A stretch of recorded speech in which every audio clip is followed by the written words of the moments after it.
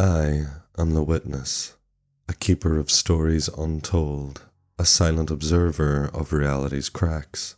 What follows is one of those cracks, a journey that began with small missteps and ended in a plunge into the unknown. It starts with a plane, a crew, and passengers, unaware that fate had already set its course.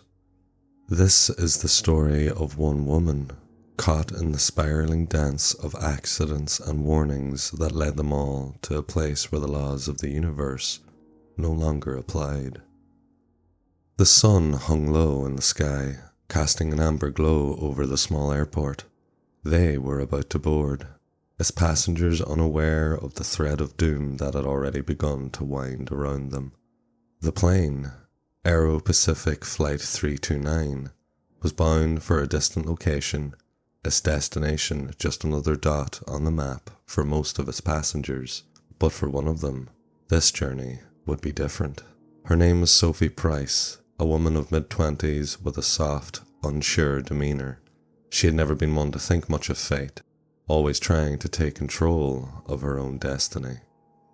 The sun had just dipped behind the horizon as Sophie made her way toward the gate. A news report on the airport TV flickered with a story about a plane crash somewhere far off, an accident she barely noticed as her gaze flicked past the screen. The black and white photo of a missing cat caught her eye, though.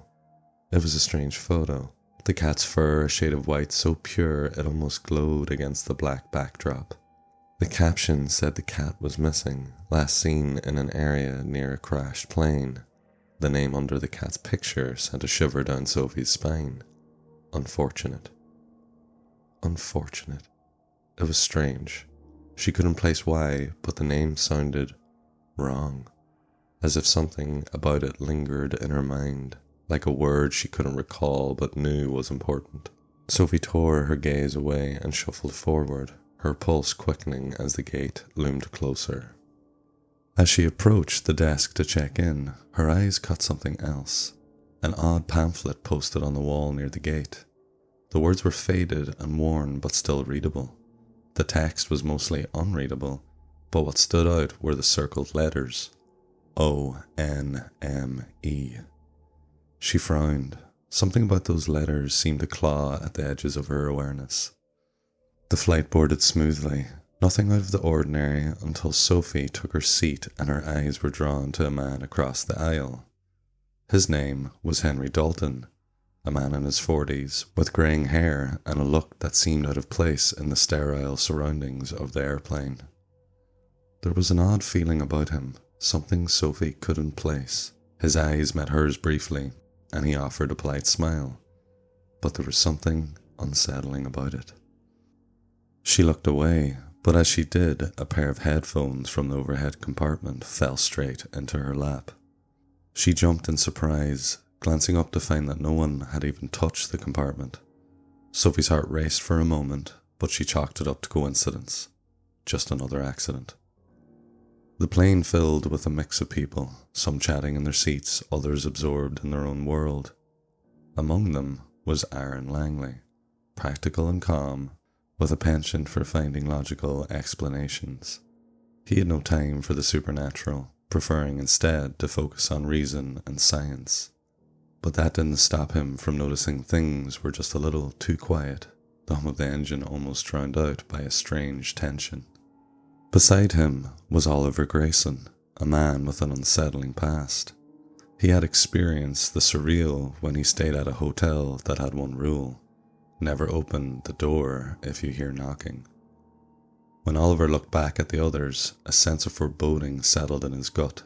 He wasn't the superstitious type, but something about the faces around him felt wrong. There was something in the air, and he couldn't shake the feeling that something bad was about to happen. Across the aisle, Evelyn West stared out the window. Her expression was distant, haunted by memories of her friend, Dr. Samuel Roth, and the resurrection experiment that had gone horribly wrong. She had seen the dead return, but not in the way one might hope. It was wrong. It was always wrong. And now, as the plane climbed higher into the sky, she could feel the unease creeping in. There was something sinister in the air, something her experience could not explain. And yet, it was Sophie who felt the true weight of the tension. She hadn't noticed at first, but now she couldn't shake the feeling that something, or someone, was watching. The strange white cat had passed her earlier, slinking down the aisle with the air of something far older than it appeared. As the flight continued, the accidents began. Small at first. A beverage cart tipped over when no one was near it, spilling orange juice across the floor.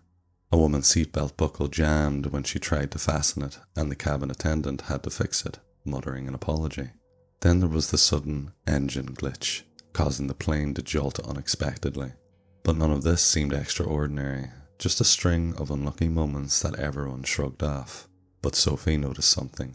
Every time these small incidents occurred, the cat was near, always in her peripheral vision, always darting out of sight the moment anyone looked at it.